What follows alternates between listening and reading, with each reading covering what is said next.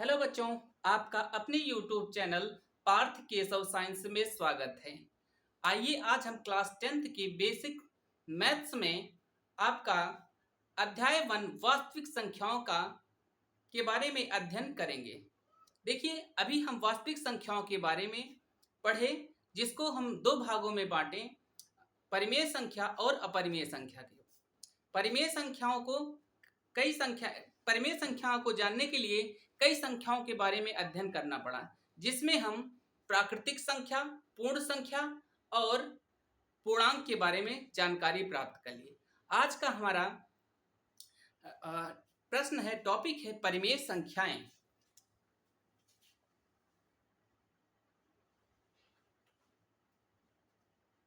परिमेय संख्याएं, इसको बोलते हैं रेशनल नंबर।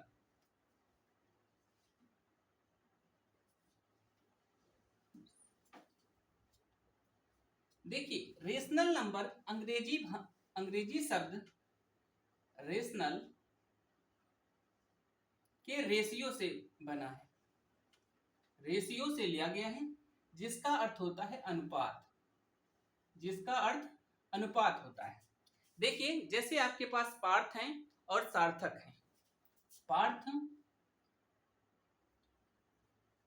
और सार्थक। मान लीजिए पार्थ के पास 15 रुपए हैं और सार्थक के पास 20 रुपए हैं। इसका मतलब है कि पार्थ और सार्थक का अनुपात अगर ज्ञात करना है तो 5, इसको काट दीजिए, 5 या 15, 5 चौक 20, यानी कि 3/4, यानी कि पार्थ के पास 3 अनुपात है और सार्थक के पास 4 अनुपात, यानी कि पार्थ के पास 3 भाग है और सार्थक के पास 4 भाग है। ठीक है। अब देखिए परिमेय संख्याएं, जिसको देखिए ये आपका अंश है, इसको क्या बोलते हैं? अंश। ये आपका हर है, नॉमिनेटर और डिनोमिनेटर।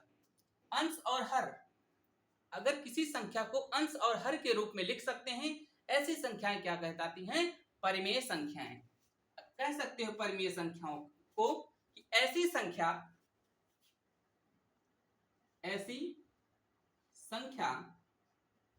जिसे P/Q के रूप में लिखा जा सकता हो, जहां P व Q पूर्णांक हों तथा Q does not equal to 0, यानी Q 0 के बराबर नहीं होना चाहिए। अगर ऐसी संख्याएं हमें मिलती हैं तो वो संख्याएं क्या कहलाती हैं? परिमेय संख्याएं कहलाती हैं। ठीक है। जैसे देखिए, जैसे में आप कह सकते हो, जैसे 3/4, 2/5, -3/7, 0 और ऋण का 2/3। इस तरीके की संख्याओं को हम परिमेय संख्या। देखिए, ये भी हमारा पूर्णांक है, ये भी पूर्णांक है। अब देखिए, ये P के स्थान पर 3 है और Q के स्थान पर 4, यानी कि इसको हम P/Q के रूप में लिख सकते हैं। देखिए, Q के स्थान पर आपका 0 के बराबर नहीं है, इसको भी देखिए, 0 भी हमारी परिमेय संख्या है, इसके बटे में 1 लिख सकते हैं। ठीक है। ये सारी क्या है? संख्याएं परिमेय संख्याएं। अब परिमेय संख्याओं को एक थोड़ा सा डायग्राम के माध्यम से समझ लेते हैं।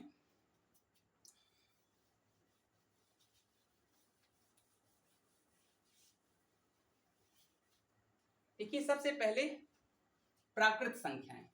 कैसी संख्याएं? प्राकृत संख्याएं।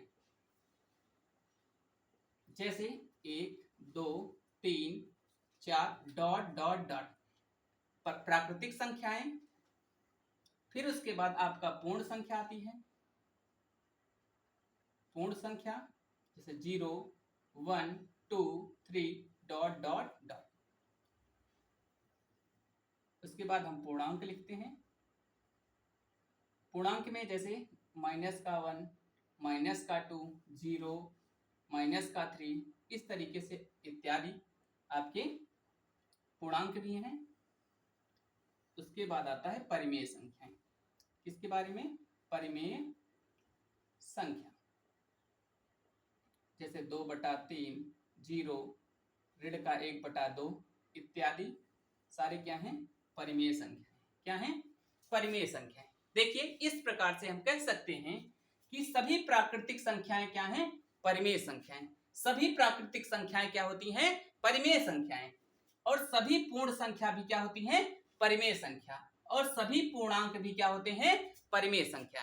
यानी कि परिमेय संख्या पूर्णांक, पूर्ण संख्या और प्राकृतिक संख्या से मिलकर बनी है। देखिए सभी प्राकृतिक संख्याएं क्या होती हैं? परिमेय संख्याएं। लेकिन कोई जरूरी नहीं है कि सभी परिमेय संख्याएं क्या हो? प्राकृतिक संख्या। वो पूर्णांक भी हो सकते हैं और पूर्ण संख्या भी हो सकती है। सभी पूर्ण संख्या क्या होती है? प्राकृतिक संख्या। सभी पूर्ण संख्या प्राकृतिक संख्या है, लेकिन सभी प्राकृतिक संख्या पूर्ण संख्या नहीं हो सकती। इसी तरीके से सभी पूर्णांक क्या होंगे? सभी पूर्ण संख्या प्राकृतिक संख्या पूर्णांक हो सकते हैं, लेकिन सभी पूर्णांक प्राकृतिक संख्या या पूर्ण संख्या नहीं हो सकते। इस तरीके से हमारा क्वेश्चन आता है। कैसे? सभी प्राकृतिक संख्या परिमेय संख्या हो सकती है, सभी पूर्ण संख्या परिमेय संख्या हो सकती है, सभी पूर्णांक क्या हो सकते हैं? परिमेय संख्या। इस तरीके से कह सकते हो कि सभी प्राकृतिक संख्या, पूर्ण संख्या और पूर्णांक मिलकर क्या बनाते हैं? परिमेय संख्या का निर्माण करते हैं। ठीक है। इस तरीके ऐसे भी क्वेश्चन आता है, क्या सभी पूर्ण संख्या प्राकृतिक संख्या होती हैं, या सभी पूर्णांक क्या होते हैं? प्राकृतिक संख्या कहलाती हैं। इस तरीके से डायग्राम के माध्यम से हम लोग इसके बारे में जानकारी प्राप्त की है। ठीक है, तो हम परिमेय संख्या के बारे में जान लिए। अब आती है बात अपरिमेय संख्या के बारे में। किसके बारे में? अपरिमेय संख्या।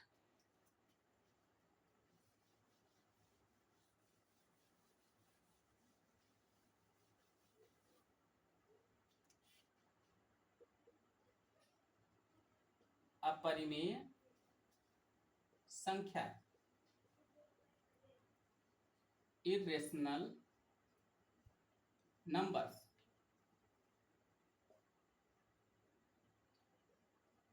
देखिए परिमेय संख्याओं के बारे में जान लिए। अब अपरिमेय संख्याएं जो होती हैं, ये जिसको हम P/Q के रूप में ना लिख सकें, जिसको हम P/Q के रूप में नहीं लिख सकते हैं, जहां Q does not equal to 0, अगर इस प्रकार की संख्याएं नहीं हैं तो वो सारी संख्याएं क्या होती हैं? अपरिमेय संख्याएं। ऐसे भी कह सकते हो इसके डिफिनीशन, जिसे P/Q या अंश बटे हर के रूप में नहीं लिख सकते हो, जहां P व Q आपके पूर्णांक हैं और Q does not equal to 0 हो। ऐसी संख्याओं को क्या बोलते हैं? अपरिमेय संख्या। जैसे आप कह सकते हो, एग्जाम्पल में आप कह सकते हो पाई। पाई एक अपरिमेय संख्या है। पाई एक अपरिमेय संख्या है। दूसरे √2, √3, √5, √7, √6, ये सारी संख्याएं क्या हैं? आपकी अपरिमेय संख्याएं। देखिए √4 भी है, लेकिन √4 को आप लिख सकते हो अंडर रूट के अंदर या करड़ी के अंदर 2 गुणे 2, इसका वर्गमूल निकालेंगे 2 आएगा, जो कि एक परिमेय संख्या है। ये अपरिमेय संख्या नहीं है। बाकी और सभी आपकी परिमेय संख्या है। देखिए पाई, अगर पाई की बात आएगी तब ये अपरिमेय संख्या है, लेकिन कहते हैं कि पाई का मान 22/7 होता है। पाई का मान कितना होता है?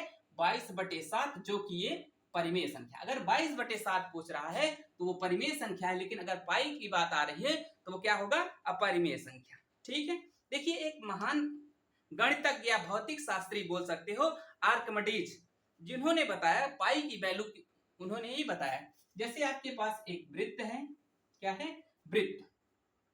देखिए ये आपकी त्रिज्या r हो गई, ये त्रिज्या r हो गई, यानी कि d व्यास 2r हो गया।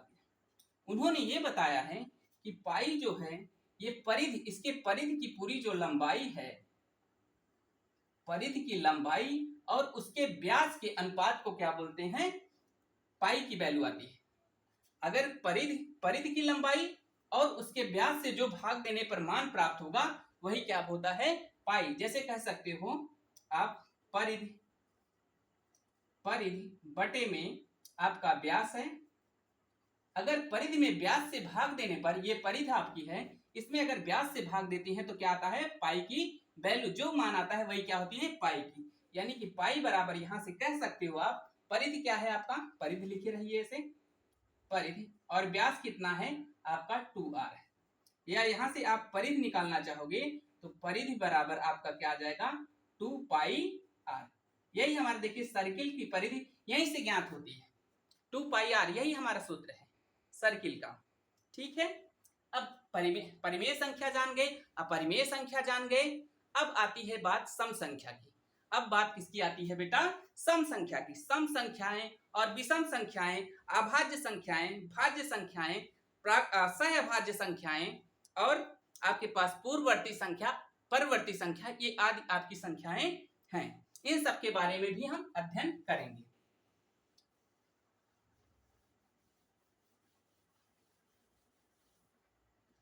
अब आई बात हमारी सम संख्याएं।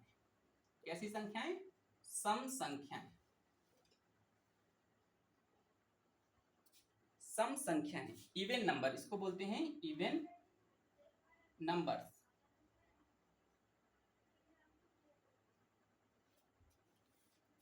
इवन नंबर्स,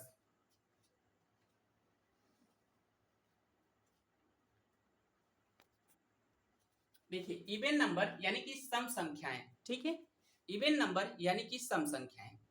देखिए ऐसी संख्याएं जिसको 2 से भाग देने पर वो पूरी तरीके से कट जाए या विभाज्य हो जाए, ऐसी संख्याओं को क्या बोलते हैं, सम संख्याएं। कह सकते हैं वह सभी प्राकृतिक संख्या, वह सभी प्राकृतिक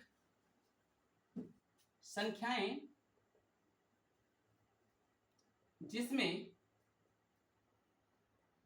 2 से भाग देने पर, 2 से या 2 से ऐसे भाग देने पर, या 2 से पूर्णतया विभक्त हो जाएं या कट जाएं, विभक्त हो जाती हैं, विभक्त हो जाती हूं, ऐसी संख्या सम संख्याएं कहलाती है। सम संख्या कहलाती है, सम संख्या कहलाती है।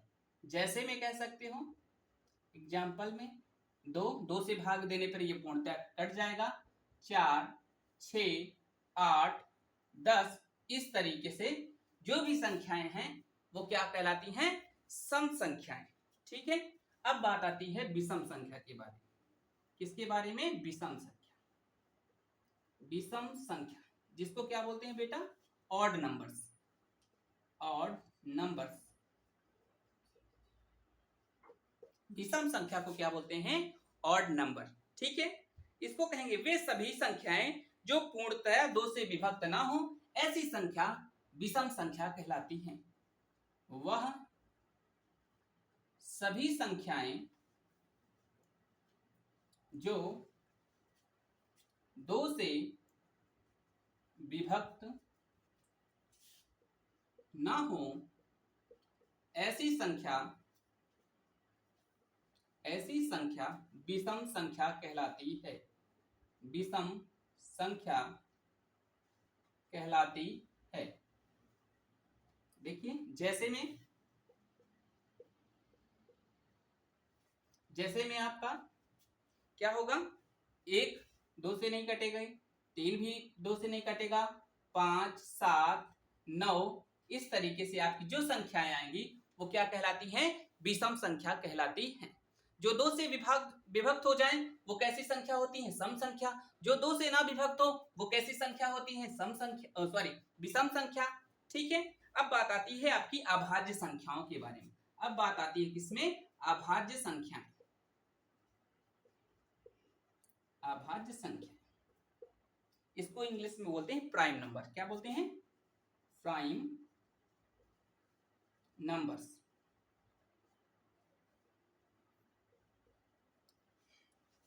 देखिए ऐसी संख्याएं जो खुद और x के अतिरिक्त अन्य संख्या से विभाजित ना हो, उन्हें क्या बोलते हैं, अभाज्य संख्याएं कहते हैं। जो खुद से और स्वयं से कट जाए, वो उसके अलावा किसी भी संख्या से ना कटे, वो संख्या क्या कहलाती हैं, अभाज्य संख्याएं। जैसे आपके पास है, मान लीजिए, या कह सकते हो इस तरीके से 1 2 3 4 5 6। देखिए इसमें 1 का गुणनखंड करेंगे तो 1 आएगा, 2 का गुणनखंड करेंगे तो 1 और 2 आएगा, 3 का गुणनखंड करेंगे तो कितना आएगा बेटा, 1 3 आएगा, 4 का गुणनखंड करेंगे तो 1 2 और 2 आएगा, या 4 कह सकते हो, 1 2 और 4। 5 में करेंगे तो 1 और 5 आएगा, 6 में करेंगे तो 1 2 3 और 6। इस तरीके से इसका गुणनखंड करेंगे। इसमें अभाज्य संख्याएं कौन होंगी, देखिए इसमें 1 के अलावा 1 से कह सकते हो तो वो भी 1 ही होगा, इसलिए 1 नहीं लिया जाता है। अभाज्य संख्या में 1 नहीं लिया जाता है। किस लिए नहीं लिया जाता है बेटा, कि 1 और 1 का मान लीजिए 1 और 1 गुणनखंड ले लेंगे तो वो तो 1 ही है ना। तो 1 के अलावा जो खुद से संख्या से कटता है वही क्या होती है, अभाज्य संख्या। जैसे आपका 2 1 और 2, ये 2 1 और 2 के अलावा किसी संख्या से नहीं कटेगी, तो ये कैसी संख्या है, अभाज्य संख्या। कैसी संख्या है, अभाज्य संख्या।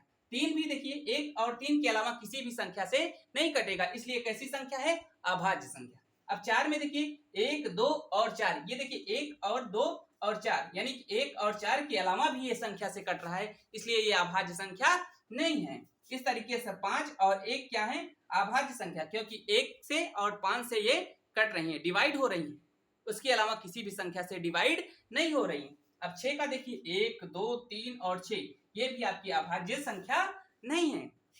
इस प्रकार ऐसी संख्याएं जो खुद और 1 के अतिरिक्त अन्य संख्या से विभाजित ना हो, वो क्या कहलाती हैं, अभाज्य संख्याएं कहलाती हैं। ठीक है,